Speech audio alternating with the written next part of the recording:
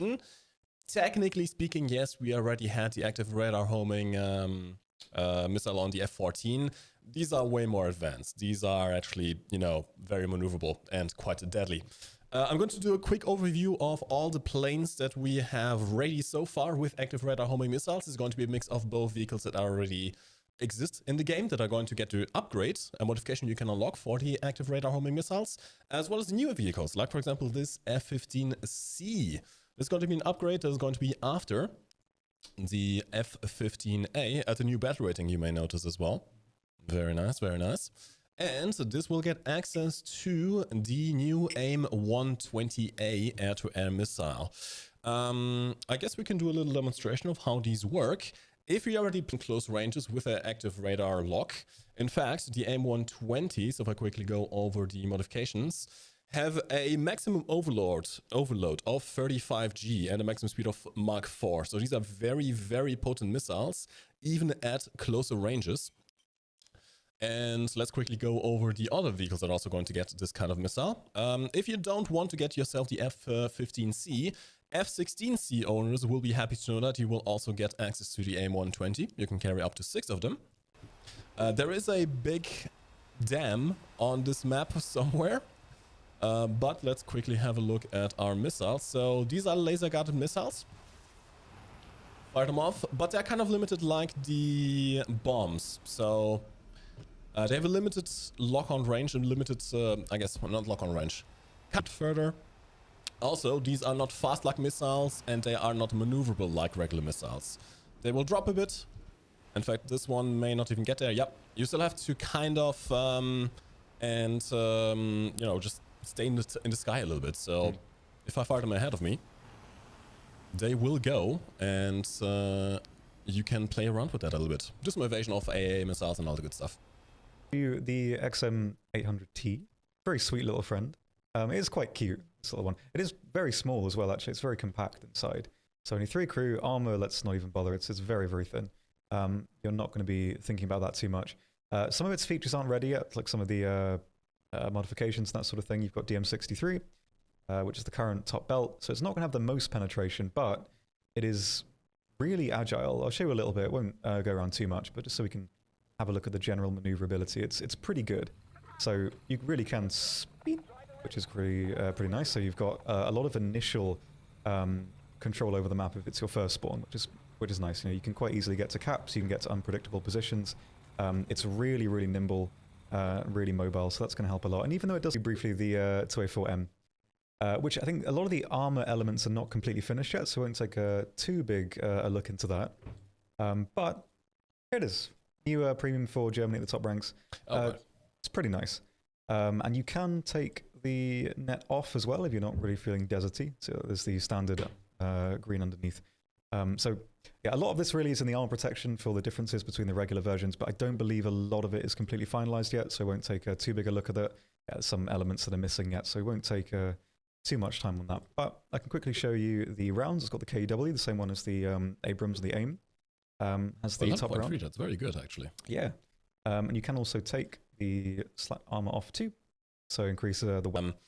It's an F4 Phantom, but it has the AIM-120A missile. This is probably one of the most advanced F4 Phantoms ever made, maybe except for some of the Japanese models, which still use them fairly recently. This one gets access to the new AIM-120A missile as well. You are still stuck with the AIM-9L, you don't have the AIM-9M as a backup, but you have a fairly decent option for ground ordnance and a new bomb here as well, the 3,000 pounds demolition bomb, which looks fairly big right there. I don't think. And it has access to the new R-77 missile, as well as the R-73, and even a new guided bomb, the 1,500 kilogram bomb, which is TV guided. So it could also be interesting for you CAS lovers out there. Although honestly, this is not intended for CAS, this is very much an air superiority fighter. Your countermeasures are still a little bit limited. 96 large countermeasures is decent, but not the best. Bradley adjacent, I suppose, with the turret. Yeah, it's a beefy warrior. So you've got 4 missiles. You can carry the TOW2Bs, the regular ones, or the tandem missile, which is nice. You've got the regular dart belt, same with the Bradley. I don't believe the thermal sight is ready yet, but I'm imagine it's the same as the regular one or a bit better. So of aircraft. We have 3 new aircraft as well as an addition to the JAS 39. So in terms of new aircraft, we have the Tornado F3 late. This is going to be after the Tornado F3. And the major update here is you get access to the new AIM-120B missile. Not sure what the upgrades are compared to the 8 missile, but you can carry this together with the AIM-9M with countermeasure pods, which gives you a grand total of 4 Act 2. That's cute. This is going to be after the Phantom FG1. It's counted as a strike aircraft, interesting enough. And this also has access to the AIM-120B. 4 in total. You can also have the AIM-9M, although you are going to be replacing one of the slots of the AIM-120B. Although it may be worth it because you do carry the countermeasure pods here in this slot as well. So, for example, in this loadout, I've decided to put in, I think, 5 missiles. Also, this is an interesting one. It's an Indian Air Force, a MiG-21. Yeah. As far as I'm aware, one of the most modernized ones. If I calculate, this is actually still in service until like 2025. This is, well, it's kind of in the same area as the F4F ICE in that it is a very outdated platform, but with some decent weaponry. Okay, not active radar homing missiles, but you get access to the R-73 as well as the R-27 missile, and you also have HMD on a MiG-21 platforms. This is the F-15 Kai, going to be very similar to the F-15C, although with its own native missile design. You do still have the AAM-3 like the previous F-15, the Japanese version, but you also have access to the new AAM-4 missile. I believe these are slightly better variants of the AIM-120 missiles, so should be a slightly better version overall compared to the American F-15. You do have an anti-air vehicle that's going to work a bit better. It does look a bit light tanky, but it's not quite as usable in that regard. The fire rate is not, like, it's about half the fire rate of the XM800, which we looked at previously. It only has AP, so for anti-tank stuff, it's not going to be a New addition is the J11A. It's an upgrade over the previous J11, which is based on the SU-27. Gets very much the same armament. You have access to the R-73, the R-77, as well as the previous R-27s. This one does not get access to the new 1,500 kilogram bomb, the guided bomb that the Soviet version has, in case you don't mind, but it's a fairly good air-to-air fighter. And if you don't want to get the new SU-27, all you J8F fans out there will also be eating good, because you will also be getting the new PL-12 missile. Only 2 of them. However, at this bat rating, active radar homing missiles are going to be fairly powerful. I'm not sure how well performing these missiles are going to be. 38G is a bit lower than the AIM-120. Speed is about the same. It will also depend on the... Oh. Wait, hold on, your microphone is off. Why is your microphone off? There you go. Sometimes the cable disconnects. So I can show you briefly the Leopard 2A7 for Hungary, which is nice. It gives them a bit more beef in the top tier lineup. So it is a unique model. It's very slightly different. There's not really many active changes. It is just a Leopard 2A7 basically for Hungary. So flag over there. The camo is really nice as well. They've got some good skins. Nice camo. Yeah. I like it. I like it a lot. And also, this is going to be a fairly interesting aircraft. It's a light attacker, but with some access to some decent ordnances here. We have access to the new MAA-1 Piranha air-to-air missile with a 45G overload. Ooh, that's a spicy missile. Blimey. It doesn't have IRCCM, so it will be... Look at that. Fantastic. So this is going to be really nice. It also does have, quite uniquely, a camo net modification as well. On a tech tree vehicle? On a tech tree vehicle. In current year? It probably won't have the same artificial survivability because it doesn't have a huge amount of crew and a lot of ammo in the back, but still it is quite a tool vehicle. But yeah, it's stabilized, nicely mobile. It's going to be great for the lineup and beyond. So.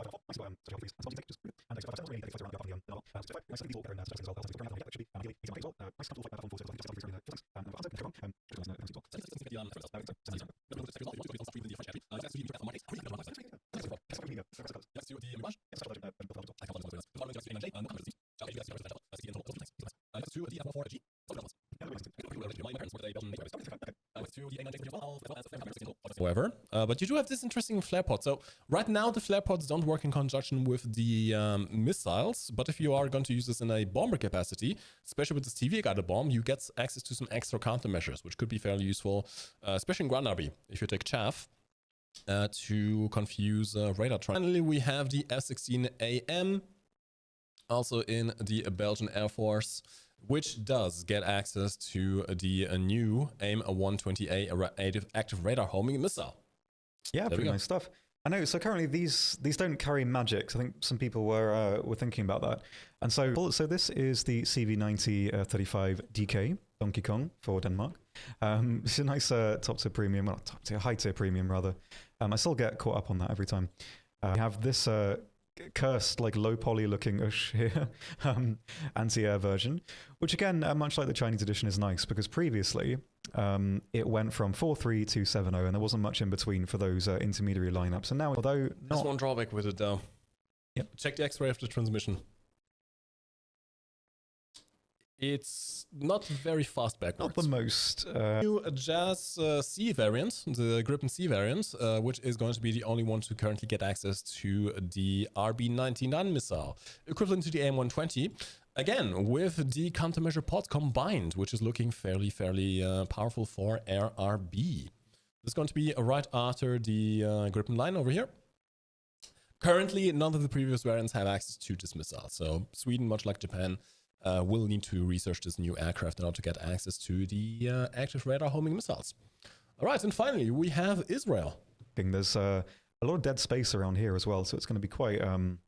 probably, you are going to be getting some people that's going to shoot right through the middle underneath the gun and not do anything.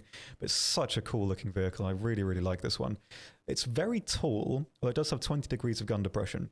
And the armor on the front is not going to be the most reliable, but you might be able to bounce some of the weaker rounds. There is a lot of negative space there. So I will very briefly show. But yeah, so if I park next to the IT-1 here, you do have 20 degrees of gun depression, but this thing is big.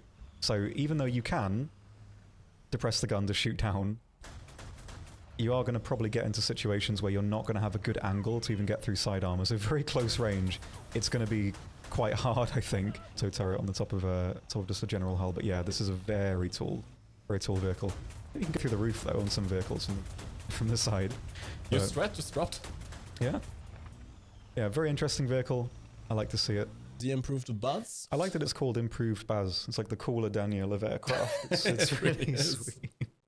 Armored options are fairly rudimentary so far. You have access to some TV guided bombs if you want to do some CAS, but it's mostly about air superiority. Interesting, you have a new system over here which combines the missiles with fuel tanks. Not quite ready just yet to show, but something you can do. In fact, you can carry up to 3 fuel tanks in total, I believe, which should give you plenty of Barak 2. This is the standalone version over here, but it does get access to the new Derby missile. From the stats, it seems fairly similar to the AIM-120. I'm not sure what the exact differences here are, but, well, someone in chat may be able to enlighten you. There you go. It's quite a few, but we'll take a brief look over them. Hueys are really nice. There's a lot of stuff you can do with these cinematically now, I think. Like, I'm not someone that plays helicopters very much, but you can appreciate just sort of taking off at them and looking at the details. I think that's most of the interactions I've had with helicopters, really, is just the details. It's great. I mean, like, even everything behind you is, it's all 1W and stuff? Yes, there's a lot of little changes here to have a look at. So some of these displays, I think, that needs to be modified a bit, but overall, some really nice stuff to have. Helicopters from the outside. They just sort of look mean. They like do. In a good way. It's great. Like, I don't know. I really like these. I like that. They're really nice looking. A Russian helicopter fan? Oh my god. They've got the fan. I wouldn't want to stick my finger into that, but no, that is amazing. It's a heap of detail in this one. It's really nice. Oh yeah, if you're a fan of helicopters, lots to look at. Especially for the simulator players out there. Yeah, very nice. As far as I'm aware, helicopters are actually fairly popular in simulator mode as well. To you, these are the earlier crew designs. They now have actual proper uniforms, which is looking somewhere. Yeah, so this one's a bit harder to show because the zooming point is behind them, but they have new crew models as well, which is really nice. Sadly, I don't think those bulletproof vests. The FW. So still some more detail. I think they've had like different actual models as well, so not the same fellas from before. They have their proper uniforms, which is nice, and you can now see they've got the flare pistol there, which is quite cool. And yeah, like these I think these models are well over a decade old, probably about 15 years, like probably noughties, like really early teenies. I mean, yeah, they've been here since even before War Thunder was a thing. Yeah, yeah. So really nice to see these. Like I love like all the stuff getting. There's a few extra things. We have some collapsible slots here for the tiers or the ranks. So pretty nice for if you've got like a really long tree. There's a lot to look through. You can collapse it and then open up individual ones just so it's more compact. You can see all the individual parts there. And also, from the ground up to accommodate for drag and drop. But tier works really well, and that's going to save quite a bit of like little time making your venue lineups, which is really nice. As far as I'm aware, you can only drag and drop from the research tree into the lineup, not between them. No, you can't drag them out. Maybe that'll change, I don't know. But yeah, for the time being, just pop it in the lineup. There you go. Simple. Should be making it fairly quicker to get your lineups going. It's going to be hard to hit anything here. Hey, wheel. Hi. Oh, wheel gone. Wheel gone. Wheel gone on both sides. Actually, two wheel gone. Okay, I didn't think it was going to be that powerful. I'm still sliding. Deja vu. Actually, I want to see if I can do all wheels in a row here. Hold on. Try and turn towards me if you can. Or are you immobilized right now? I'm stuck. Or stuck. Okay, maybe try and hit me. All right. Try and go. Okay, yep, that's not good. That's oh boy, that's not great. Of internal modules that will actually affect the vehicle if they get damaged. Like for example, let's see, if you hit the electronic equipment here in the back of the turret, it will disable the RST auto tracker that you use against aircraft. If you hit the power system here on the left-hand side, where previously there was nothing, it will actually hit the gun stabilizer, so the gun won't be stabilized anymore. Puma. There we go. Lots of more modules as well. I guess the most interesting one's in the turret. We got electronic equipment, so yep. Hitting any of this is also going to disable the RSC tracking. Electro-optical device. I think the driver controls now as well. So if you knock that out, they can't move. Oh yeah, they can't move anymore, so you do need to repair that. So yeah, it's not only going to be your crew. You do need to keep an eye out for autoload as well. So yeah, stuff like the Puma can't just hide behind a hill anymore. Oh. Yeah, some additions in the bit of the missiles, are you? It had a lot of empty space before, no longer. Now you can actually hit some more, or will be modeled in the case of the Soviet tanks. So much like on the 2S38, hitting the autoloader module will disable reloading. So keep that in mind.